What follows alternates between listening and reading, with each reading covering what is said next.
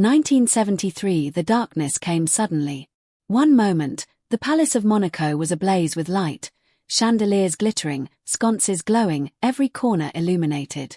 The next moment, nothing. Complete darkness. Grace stood in her private sitting room, a book halfway to her face, frozen. The silence that followed was absolute. No hum of electricity. No distant sounds of staff. Just her own breathing in the dark.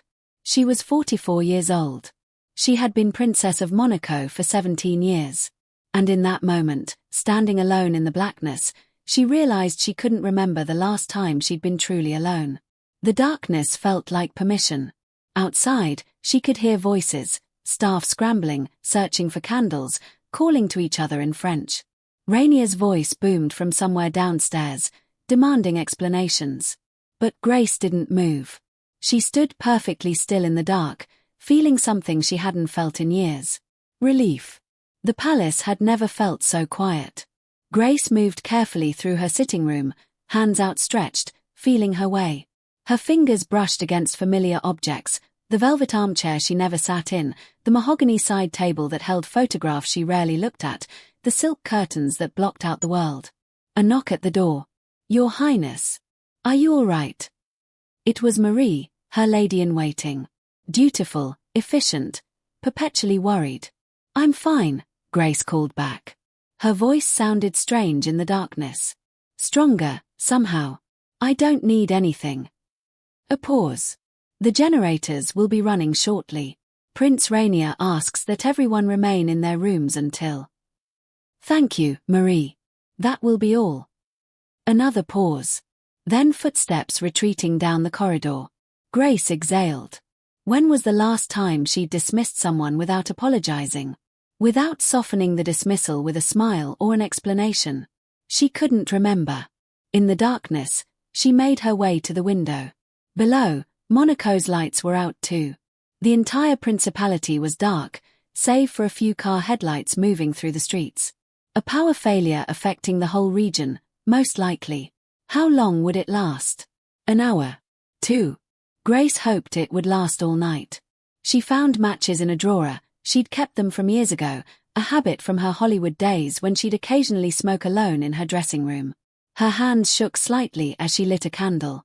The flame caught, flickered, steadied.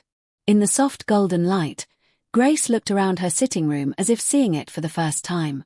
This room that had been hers for nearly 2 decades.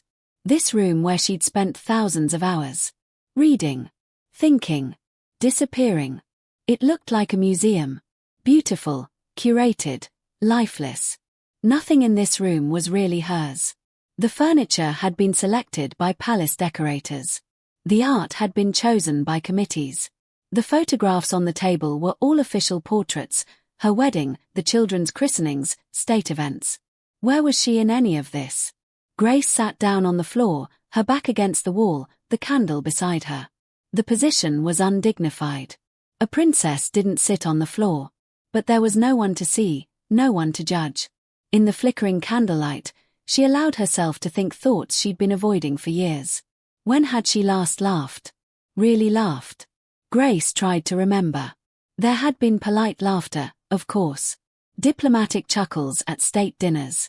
Gracious smiles at charity events. But genuine, uncontrolled laughter, the kind that made your stomach hurt and your eyes water. She couldn't remember. When had she last cried? That was easier. 2 weeks ago. She'd been alone in the palace chapel, ostensibly praying. But she wasn't praying. She was just sitting there, staring at the altar, and suddenly tears were streaming down her face. She didn't know why. She didn't know what triggered it. The tears just came. She'd wiped them away quickly. Checked her face in her compact mirror. Reapplied her lipstick. By the time she left the chapel, she was Princess Grace again. Composed. Perfect. When had she last felt desire? Grace closed her eyes. That memory was buried even deeper. Rainier and she had separate bedrooms now. Had for years. They were polite to each other. Cordial even. They functioned well as co-rulers of Monaco. But as husband and wife. That had ended long ago. She thought of her Hollywood years. The men she'd known. William Holden, passionate, reckless, married. Ray Milland, sophisticated, unavailable, married. Clark Gable, charming, impossible, married. Always married. Always impossible. And then Rainier. The one who wasn't impossible. The one who offered her a crown instead of her affair. The one who she thought would be different. But he wasn't different. He was just another role. Another performance. When had she last felt like herself? That was the question that made her throat tighten. Because the answer was terrifying. Never. Maybe never. Who was Grace Kelly? Not Princess Grace. Not the Ice Queen. Not the dutiful mother or the diplomatic wife. Who was the woman beneath all those roles? Grace didn't know. She'd been constructing personas for so long, the perfect daughter, the aspiring actress, the Hollywood star, the princess, that she'd lost track of the foundation. Was there anything underneath? Or had she always been empty? Just a beautiful shell that reflected whatever people wanted to see. The candle flickered. Grace watched the flame dance, mesmerized. In Philadelphia, her father had told her she'd never amount to anything. In Hollywood, they'd told her she was too cold, too distant, too controlled. In Monaco, they'd told her she wasn't royal enough, not sophisticated enough, not European enough. Everyone had an opinion about who Grace Kelly should be. No one had ever asked who she wanted to be. Including herself. A soft knock on the door. Different from before. Hesitant. Marmon. Stephanie. 8 years old. Her baby. Grace stood quickly, smoothed her dress, picked up the candle. When she opened the door, Stephanie stood there in her nightgown, holding her own candle, her face anxious. "I'm scared," she whispered.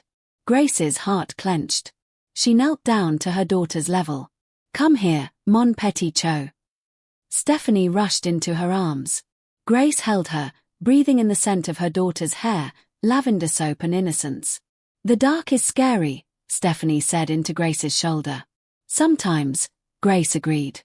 "But sometimes the dark is peaceful. Sometimes it lets us rest." They sat together on the floor, backs against the wall, 2 candles between them. For a while, they didn't speak. Grace held her youngest child and felt something crack open inside her chest. "Marmon, were you scared when you were little?" Grace considered the question. "Yes. Very scared." "Of what?" "Of not being good enough. Of disappointing people. Of being invisible." Stephanie pulled back, looking at her with wide eyes. "But you're a princess.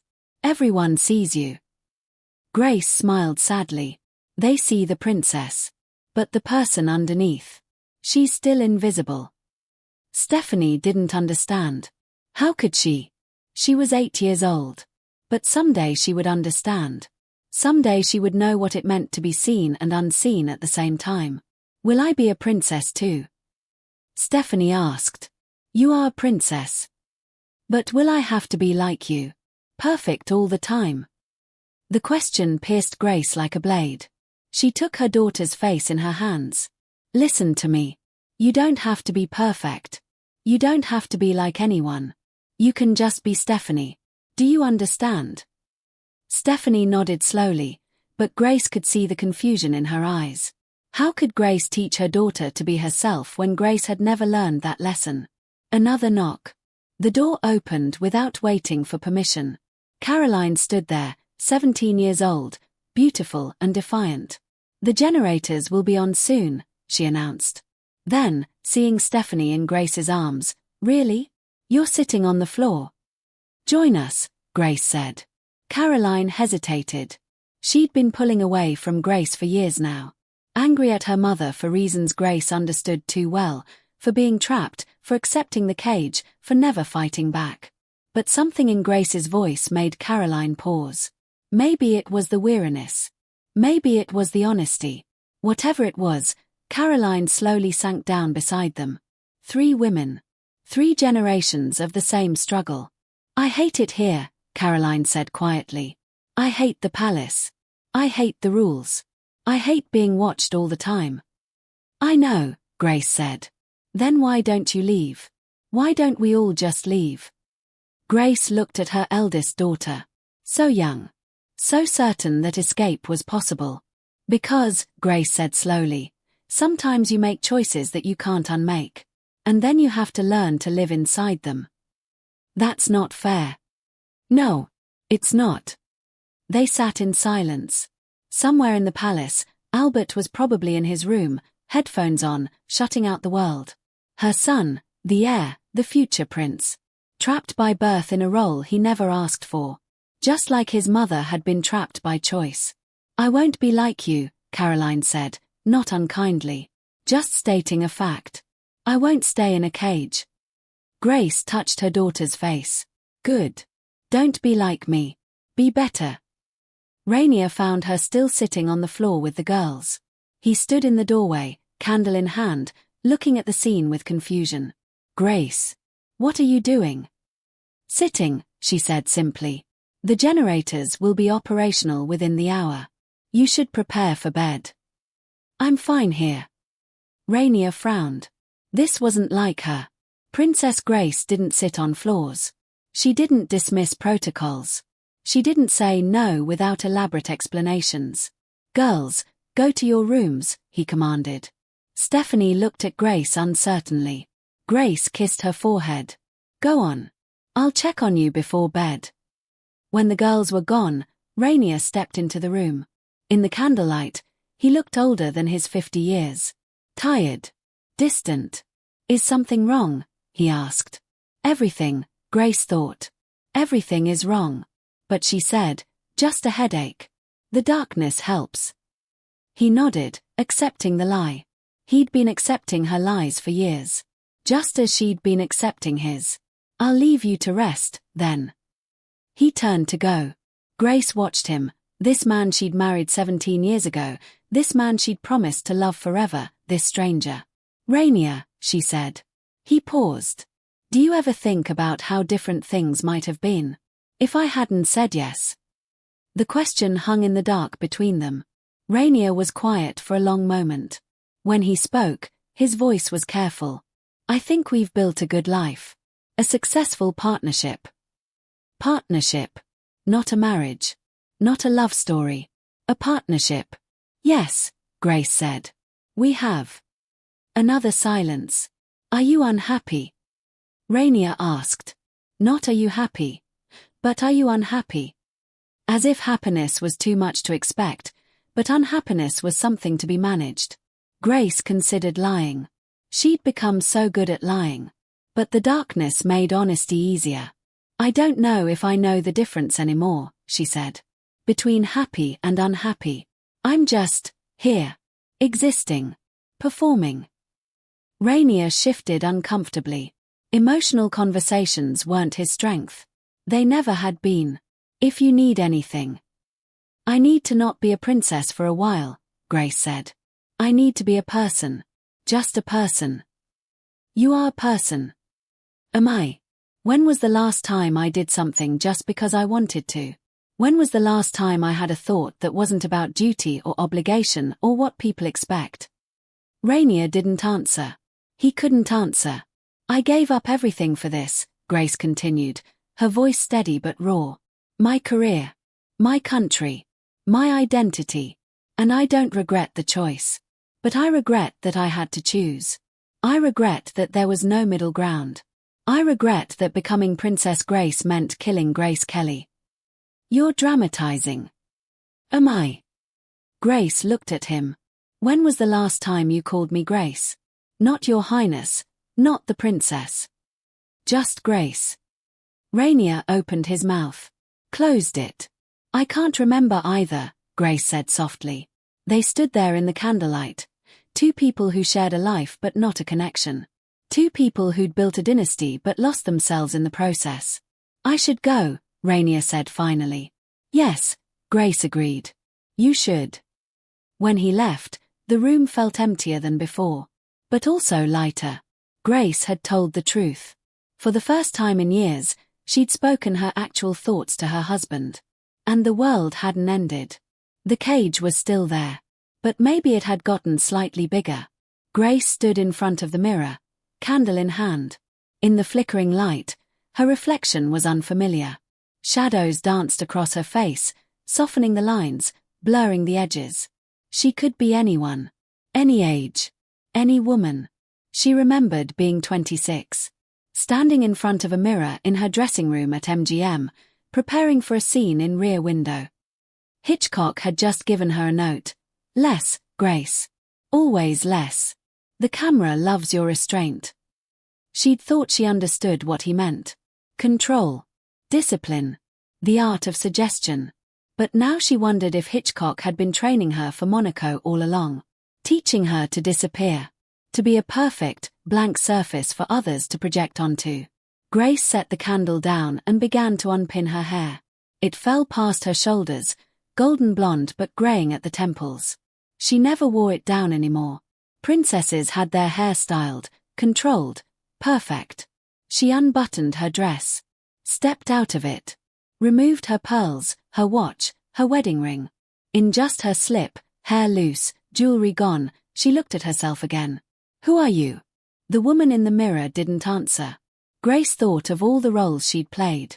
Not just on screen, but in life. The dutiful daughter. The rising star. The Hitchcock blonde. The fairy tale bride. The perfect princess. The devoted mother. Which one was real? Maybe none of them. Maybe all of them. Or maybe the truth was simpler and more painful. Maybe Grace Kelly had only ever been a performance. Maybe there was no real Grace underneath all the roles. Maybe she was just an exceptionally talented actress who'd forgotten how to take off the costume. She picked up the candle and moved to her desk. In the bottom drawer, hidden beneath stationery and old letters, was a folder she hadn't opened in years. Her hands trembled as she pulled it out. Inside were photographs from her Hollywood years. Not publicity stills. Personal snapshots. Grace laughing between takes, dancing at a party, barefoot on a beach with her hair whipped by wind. She looked alive. Not just young, present. There was a light in her eyes that had nothing to do with makeup or camera angles. The light of someone still becoming, still hoping. When had that light gone out? Her fingertip traced one photo, 27, on the set of To Catch a Thief. Cary Grant had just said something ridiculous and she was doubled over laughing, hand on his arm, completely unself-conscious. She didn't recognize that woman. Beneath the photographs was a script, unopened. Sent in 1962, before everything went wrong. A small role from a young writer-director named Francis Ford Coppola. Nothing glamorous. Just interesting. Grace had never even read it. She opened it now, 11 years too late. The character was a woman who'd given up her dreams to marry wealthy, who lived in a beautiful house and felt invisible. A woman who wondered if she'd made a terrible mistake, but was too proud to admit it. Grace's throat tightened. Art imitating life. Or life imitating art. She couldn't tell anymore. She closed the script and slid it back into the drawer. Some doors, once closed, couldn't be reopened. The candle on her desk burned low. Grace pulled out palace stationery.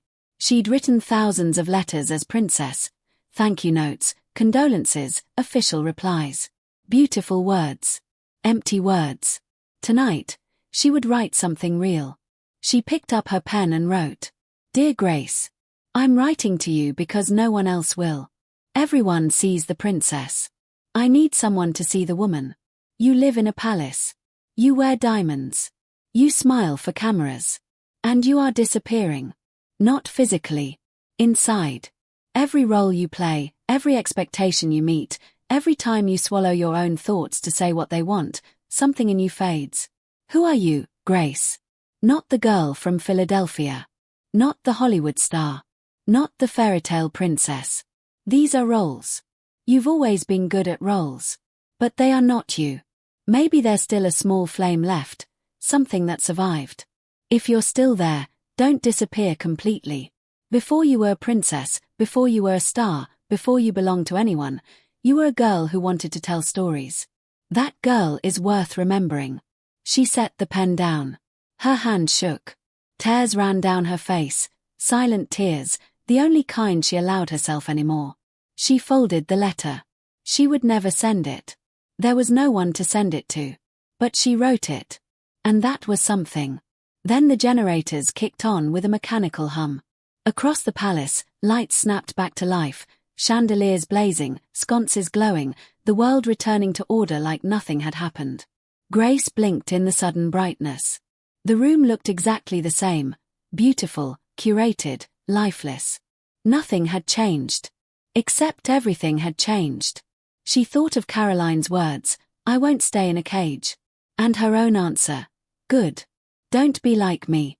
Be better." Maybe it was too late to save herself. But her children didn't have to repeat her mistakes.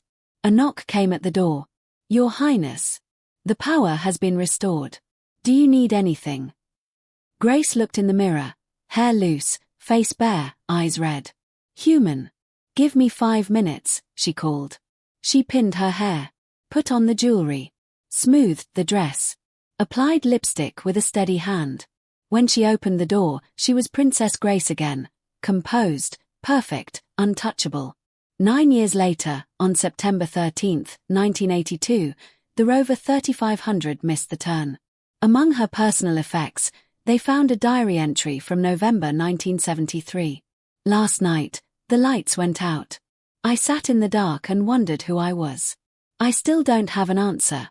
But at least I asked the question. That's something."